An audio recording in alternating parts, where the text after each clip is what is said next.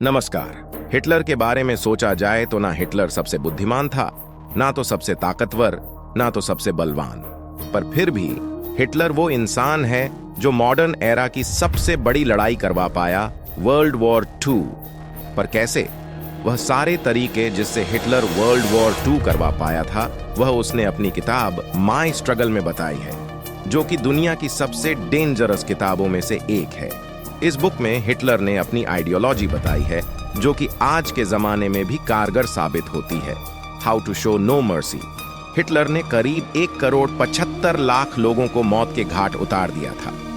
उसका मानना था, इंसान प्रकृति की तरह क्रूर क्यों नहीं हो सकता। एक सुनामी कभी भी यह नहीं देखती है कि यह बच्चा है, यह औरत है या यह कोई बूढ़ा आदमी है। वह सब कुछ अपने साथ बहाकर ले जाती है। मतलब आपको भी सारे इंसानों को एक समान ही समझना चाहिए। इसका मतलब ये नहीं कि आप किसी को डिसरिस्पेक्ट करते हो।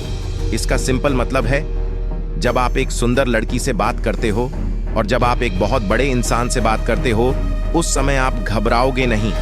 प्रकृति के लिए भी सब इंसान एक समान है, तो आपके लिए क्यों नहीं।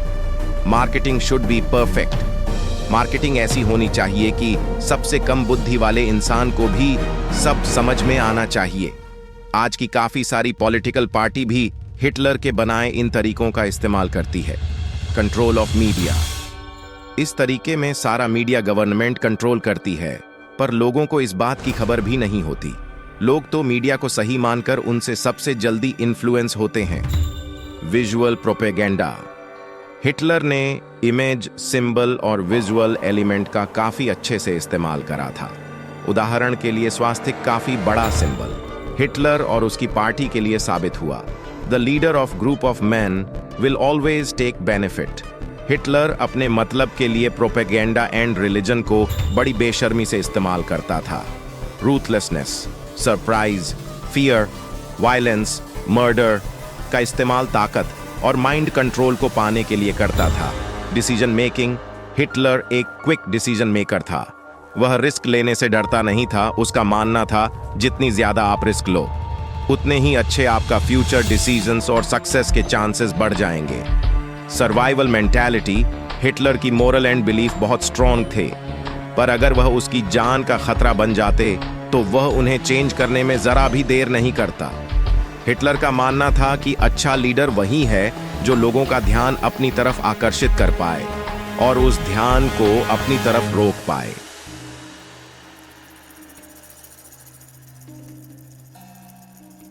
हिटलर ज्यादातर लोगों को अपनी बात मनवाने के लिए इमोशंस का इस्तेमाल करता था।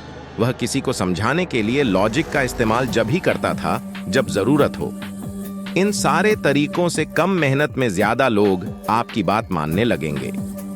और आखिरी में मैं आप लोगों से यही कहना चाहूंगा कि गुलामी हमेशा दो प्रकार की होती है। एक, अगर आपको बांध के रख दिया जाए तो आपको पता है कि आप किसी के गुलाम हो।